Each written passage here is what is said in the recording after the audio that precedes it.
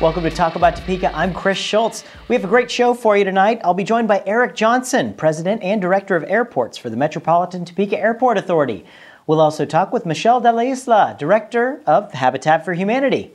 Tonight's episode is brought to you by the WWW channels and The Kitchen Witches, a delightful comedy playing this August at the Break Room's Gourmet Cabaret Dinner Theater. Tickets are on sale now at breakroomdowntown.com.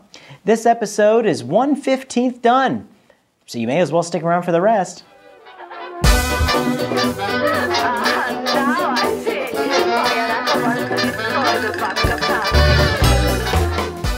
We all remember Topeka's brief flirtation with Google in a publicity bid to be the site of their ultra-fast fiber internet.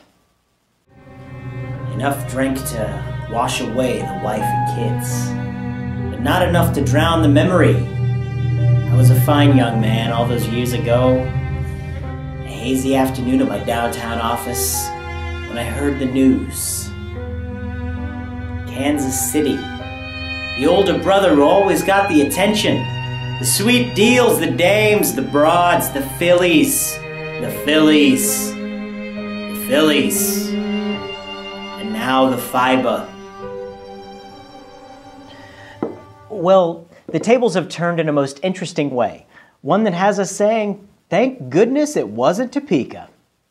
Broadband in the United States is quite slow compared to other modern countries, and it's especially anemic in the Midwest.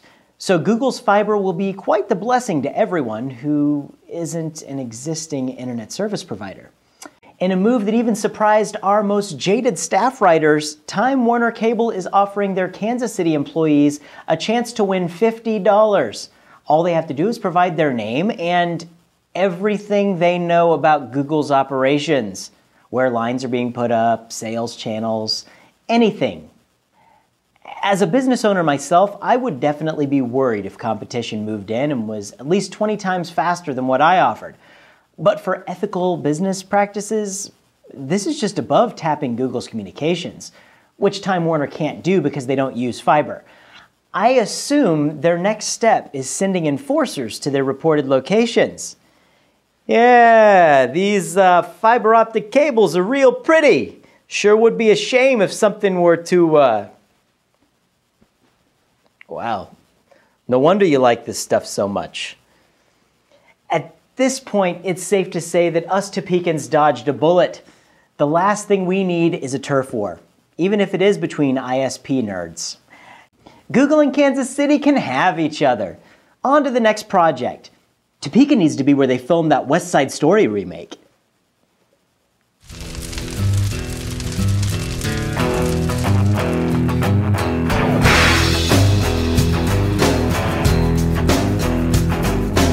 Joining me in the studio is someone who has some really fantastic news for Topeka. It's the President and Director of Operations for the Metropolitan Topeka Airport Authority, Mr. Eric Johnson, right here. How you doing, Eric? Good. Thanks so much for coming by. Really appreciate that. Thank you. You've been in the news a lot. What's going on with the MTAA? Well, it's kind of exciting times. We're hoping that through a lot of hard work, we might be able to attract air service to the airport, to the Topeka area. There's been a lot of challenges before us, and we've met every one of them. We're continuing to push for that air service to come into Topeka and serve the people that live in this area. Excellent. You know, it's so crazy right now that if you want to fly into the capital city of Kansas, you have to drop into Missouri first and then come on over. So this is some really exciting news now that the governor's put some funding in there, the same way they did in Manhattan. How did that whole thing work? Well, we understood the process was so successful in Manhattan that all of the funds that were provided there were returned to the state. And we did everything we could to attract attention to the opportunity in Topeka to do the same thing. The same environment, the same type of service.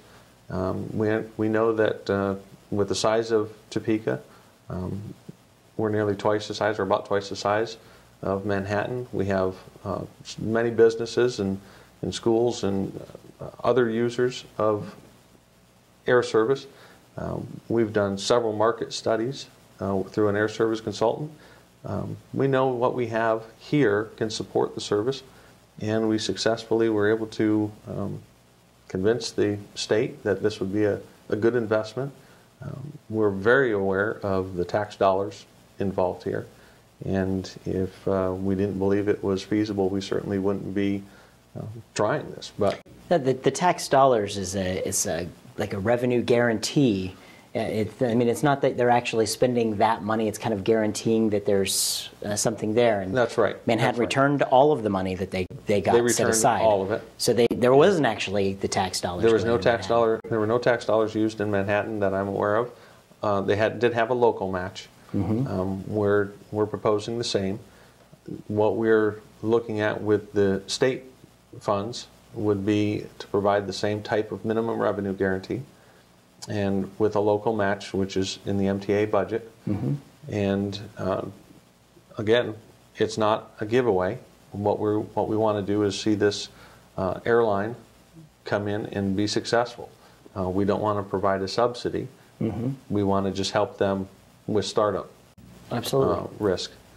And it's kind of doesn't exist right now, so there is startup risk for a company coming in. Absolutely, it's very difficult for an airline to look at a community that has service and to come in and add to it, but to come into a community that has no air service and hasn't had any air service in several years, many years. What's interesting about that is that there's so many people that fly in and out of that are residents of Topeka or visiting Topeka that they are air travelers. Yes. How many people? We have an air service consultant that we work with, and through a marketing study and a ticket lift, basically, they determined that we have about 600,000 passengers that we contribute to airports outside of the state of Kansas. Wow. And that's a loss for Kansas in the tune of $127 million annually. Wow. Wow. So there's certainly the potential there for Topeka to establish air service and support air service without a subsidy being involved. And that's where we want to go. Excellent. So let's say we get the air service, everything's up and running. How's this going to work for me? I'm gonna fly to some place like a different hub that has a lot of other flights? Absolutely. Connecting flights, or our goal is to connect Topeka directly with a major hub. Depending on what works best for us, where the travelers need to go, Dallas, Chicago, Denver, it'll be a major hub that we'd connect to, and it'd be a one stop to the world. Absolutely, yeah. So we have that opportunity, and our air service consultant is confident that we'd have that passenger base to support the service. It wouldn't be like short trips to Kansas City or anything. It would be to a different hub in a different area. As I understand it, several years ago, they had that type of service to Kansas City. And it's not a connecting hub in the way we're looking at Chicago or Dallas or Denver. We need a major hub, a large hub to connect to, so we can get the right connection, so we can get the right timings for service here in Topeka. Now, how great would it be to be able to walk out your front door and be in Chicago in an hour and a half? I mean, that would be a tremendous thing. It would simplify the trip. An hour and a half from my front door, I can be in the terminal building in Kansas City. Yeah. If we were to bring air service to Topeka, an hour and a half from my front door, we can be in Chicago or Dallas. It would certainly speed things up. That's really amazing. It's really exciting, I think, for everything that's happening here with you guys. There's a lot of things that are happening also out there at the airport. Tell us a little bit about just normal operations during the day. We've been doing a lot of cleanup inside the perimeter fence line and outside, and I think it's quite noticeable. We had some old buildings that were beyond repair, that had been neglected over the last few decades, and determined that it would not be cost effective to rehabilitate those buildings. And rather than put money into those, we took them out, demolished them, and building new buildings. We have a new facility being constructed on the airport for aviation use that will be used for processing military personnel that are based at Fort Riley. And for those that are here at Forbes Field with the 190th Air National Guard, 190th Air National Guard, that for deployments would be able to use that facility as well. And then outside the fence line in the park, we have a new facility. Professional Fire Alarm Services is constructing a new building now. Expect that probably sometime October for completion. Sure. So there's new construction going on. Very good. New Very development. Good. Well, you mentioned Forbes Field out here. So there's a name change going on. There is a name change. Kind of separate the line. Forbes Field still exists. Forbes Field will always exist. Yeah. That's not going away. It was named Forbes Field after Major Daniel Forbes, who was a test pilot, and he died in the line of duty. That name will never go away. We honor and will protect that heritage, the history of that. But moving forward with potential air service, we need to name the airport, identify the airport with the city it serves. And to do that, we did work with a local marketing firm to come up with some ideas, but really to come up with the why rather than what.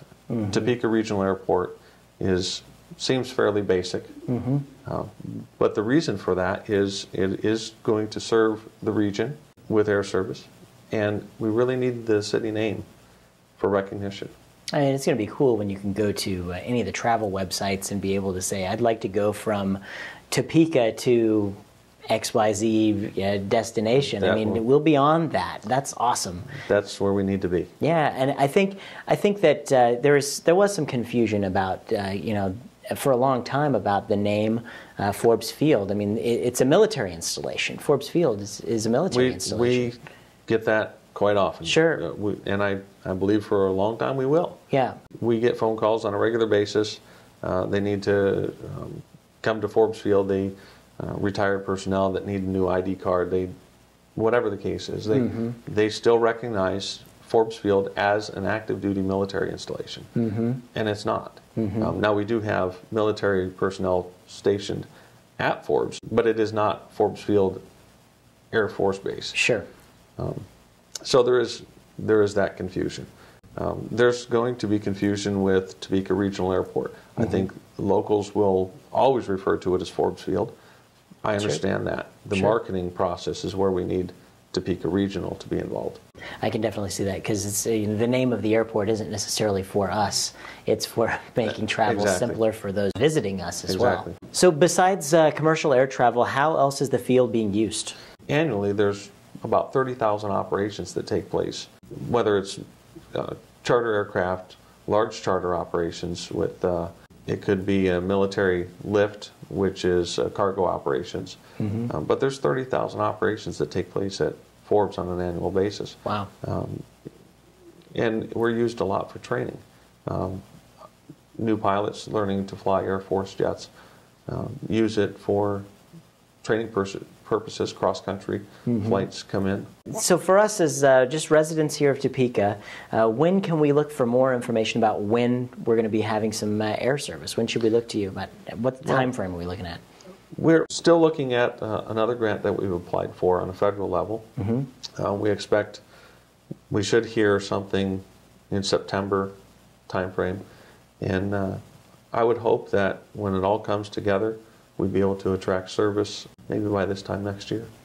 I'll tell you, when Allegiant Airlines was in Topeka, I remember flying there to Vegas a couple of times, and every time the flight seemed really full. It was incredibly convenient to just drive right there. No parking in Kansas City. That's kind of a steep thing. You didn't have to drive there, take your time to do that. You have to drive for the gas you saved on the trip. Like it really was a very convenient operation to do, and I can't say how excited I really am, because I'm really excited about this. Well, I'm very excited about it as well, and again, I'm confident that it'll be successful, and I expect that maybe a year from today we'll be able to book a flight out of Topeka and connect to the world with one stop. Absolutely. Well, You heard it here, folks. It's Eric Johnson with the MTAA. Thank you so much, Eric, for joining us. I really appreciate you coming in here and sharing with us. And when you find out more stuff, please come back and keep all of us updated. We really appreciate it.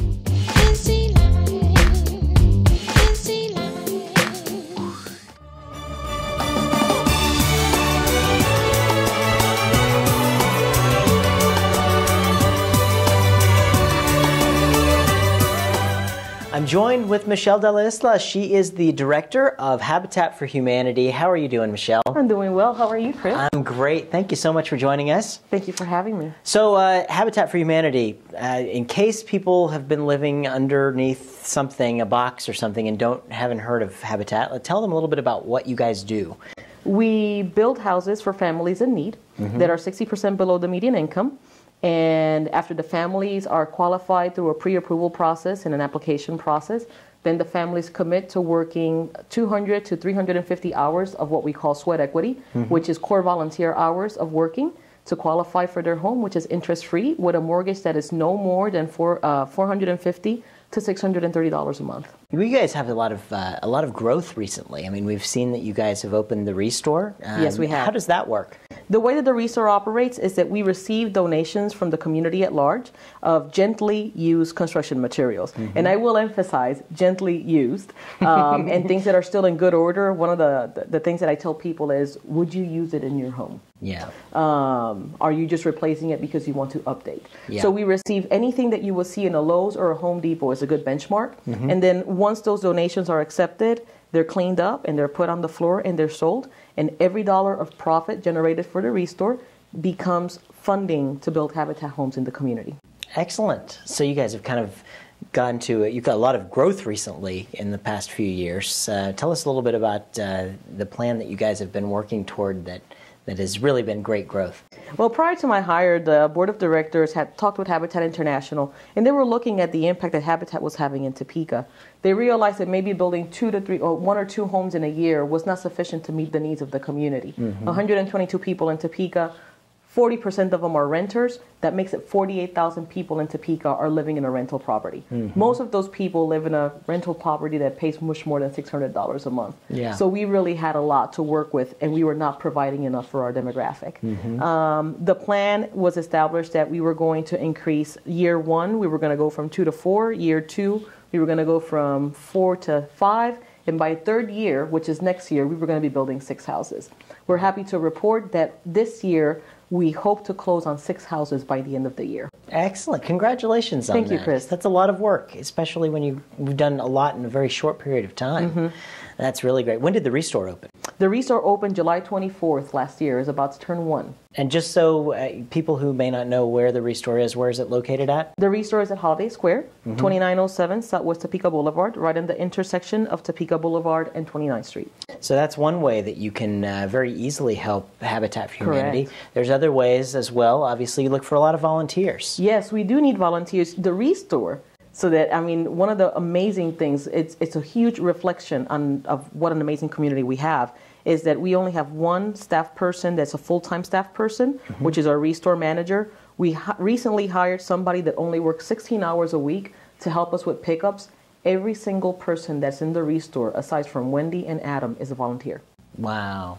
All volunteers. So we always need people that are willing to work and have fun at the Restore with us. Sure. We also are looking for volunteers on the construction side. If they contact the office, Amy Hope, she is amazing. She's our volunteer coordinator. She helps get people and organizations get working into the properties. And then the other place that we're also looking for volunteers is we're looking for people to help us around the office. Some people may have expertise as, marketing. Some people may have expertise in the areas of art design and things like that.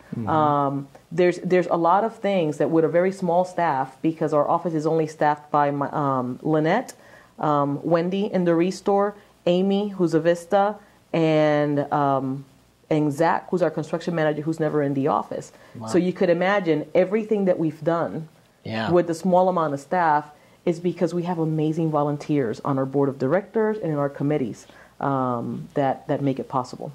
That's really great about Topeka. We've got so many people who are willing to volunteer and go the extra mile for other people. It really makes you feel like you're at home when you hear those stories.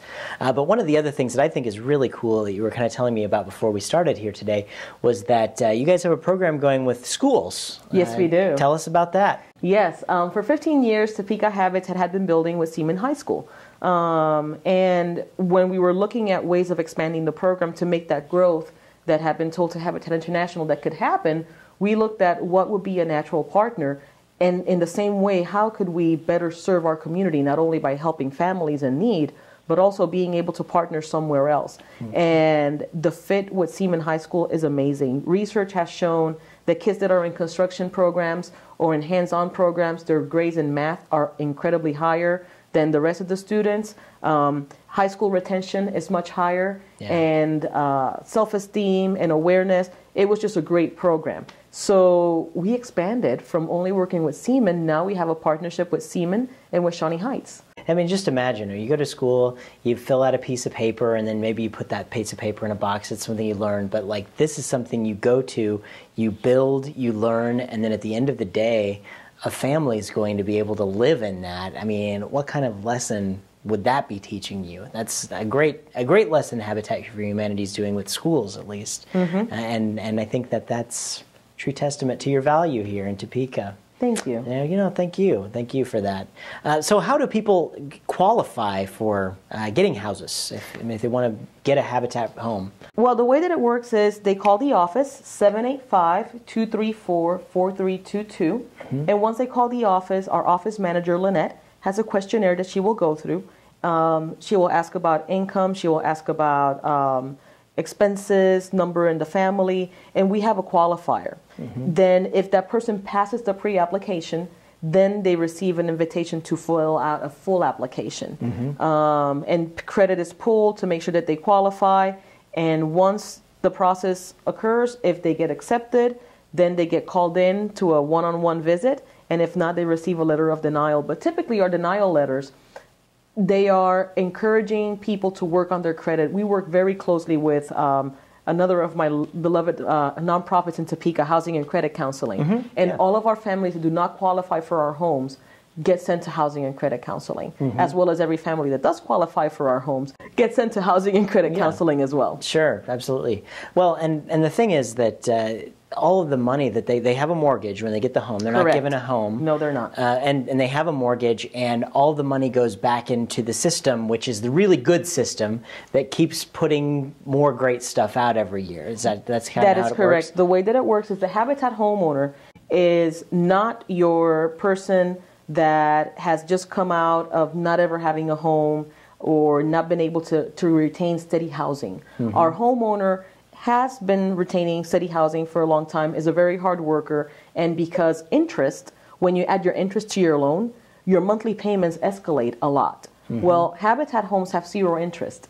And people that wouldn't qualify for a normal loan because of income situations could qualify for a Habitat home. Then every dollar that that person pays back goes back into building other homes. So the Habitat homeowner becomes empowered, and then they become a donor of anywhere from $40,000 to $80,000 in their lifetime. Depending on what the value of the house is. Depending on the value of the house. So you've got the revenue streams. You got the Restore coming in for you. People can buy things from that to help. If you have a Habitat home, you're paying in. But a lot of the other money, you don't get tax dollars or anything for any of this. You're getting this is all just it's all the good of people. Community support, and we are in a situation right now that we need to raise at least $100,000 by the end of September, because we're putting down 3 basements right now as we're talking. And then those houses that are built in the school, we have to pay close to $10,000 to put them on trailers and put them then on the foundations so that then the community can come and finish building in them, just the same way that any other Habitat home. So yes, generosity of our community, of our corporate sponsors, those are the people that make it happen. And of course, Shall We Dance in April is another way to raise funds. Absolutely. Well, you've heard many ways that you can help Habitat for Humanity, and this is Michelle de la Isla, the executive director of that. Go check them out. Go see the Restore. I mean, hit that before you go hit Home Depot or Lowe's, because they may have what you need, and it's going to be a lot cheaper, and you're going to be helping out a good cause over there at the Restore. But Michelle, I can't let you leave until we do our famed, notorious lightning round right here. All right. Oh, yeah. See, I have a bunch of silly questions. I'm going to ask them of you, and you just kind of throw the first thing that pops off your head at Oh, that's dangerous. It is, it is. Okay. All right, 60 seconds on the clock, and go. What was your favorite TV show when you were a kid? The Wonder Years. Oh, that was a good one. I forgot about that one. Fred Savage. Oh, yeah. Do you prefer to be indoors or outdoors? Outdoors. Good. That's good for your job there. Let's see. What is your favorite tourist attraction in Topeka? I think the governor's mansion, going and running through the trails, is lovely. That's cool. That's the first one. Very good. Very good. If you were a salad, what kind of dressing would you have? I would have raspberry vinaigrette. Really, I'm hungry now. All right. If you won $20 million in the lottery, what would you do with the money? I would create an endowment for Habitat, establish a foundation that I could manage and work with different organizations throughout the world. And I would travel and save for my kids' future. Good answer, good answer. Who's your favorite celebrity? Wow. So many to choose from. Jesus.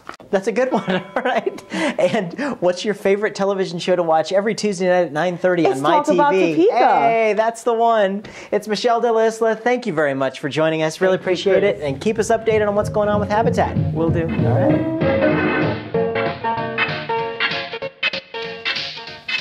Thanks again to Eric Johnson of the MTAA and Michelle de la Isla from Topeka Habitat for Humanity. This episode was sponsored by the WIBW channels and Kitchen Witches, a delightful comedy playing this August at the Break Room's Gourmet Cabaret Dinner Theater. Tickets are on sale now at breakroomdowntown.com. We are thrilled that so many people are talking about Topeka. If you'd like to join the conversation, make your own video on YouTube and send it to us on our website at talkabouttopeka.com. If it gets us to Chicago in 90 minutes, we'll put it on our show. For a complete listing of events in the capital city, sign up for the Topeka newsletter on our website. I'm Chris Schultz. Good night. Remember, keep talking about Topeka.